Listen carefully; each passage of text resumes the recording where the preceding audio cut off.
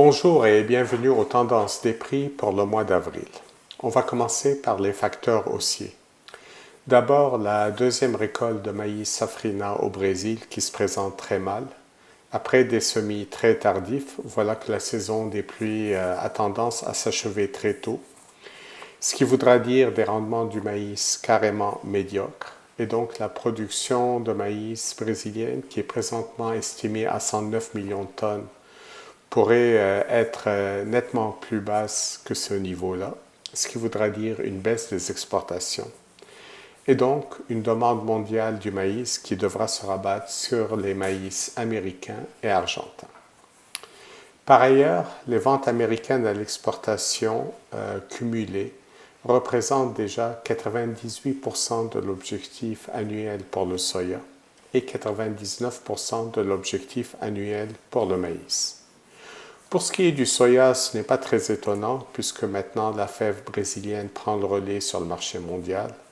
Par contre, en ce qui concerne le maïs, les États-Unis sont absolument indispensables, surtout que les perspectives brésiliennes sont maintenant fortement compromises. Ce qui veut dire que l'USDA va devoir augmenter à nouveau leur estimation des exportations américaines pour 2020-2021, ce qui va abaisser à nouveau les stocks de report aux États-Unis. Par ailleurs, les intentions d'ensemencement aux États-Unis ont déçu le marché.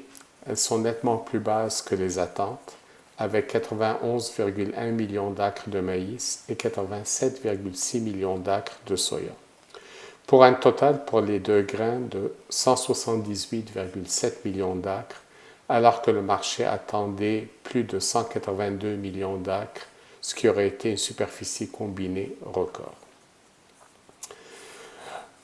Par ailleurs, il y a aussi les importations chinoises de maïs qui sont déjà estimées à un niveau record de 24 millions de tonnes. Mais voilà que l'attaché de l'USDA à Beijing, quant à lui, il estime que ces importations vont en fait monter à 28 millions de tonnes.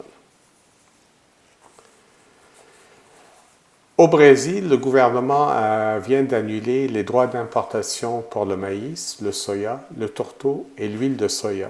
Ceci pour aider l'industrie animale qui souffre de la forte augmentation des prix intérieurs.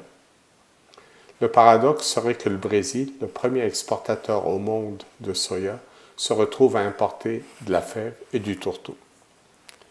Autre paradoxe, confirmé celui-là, le Canada qui a acheté 2 navires de canola ukrainiens pour livraison au mois d'août. Voici que le Canada, premier exportateur mondial de canola, se met à en importer. Il y a deux facteurs à suivre. D'une part, la météo du Midwest, évidemment, avec la vague de froid qui a inspiré des craintes à la mi-avril, mais les températures devraient remonter à partir de la semaine prochaine. Et évidemment, les intentions d'ensemencement du Canada qui seront dévoilées le 27 avril. En conclusion, notre scénario des prix, il demeure haussier, aussi bien pour l'ancienne que la nouvelle récolte. Malgré la flambée des prix à Chicago, les contrats à terme ne reflètent toujours pas pleinement le fait que 2021-2022 sera une année très serrée. Même constat pour les bases locales qui sont amenées à augmenter aussi dans les prochaines semaines parce qu'elles ne reflètent pas pleinement cette situation qui s'annonce particulièrement difficile pour l'année à venir. Voici ce qui conclut les tendances pour le mois d'avril. Au plaisir de vous retrouver en mai.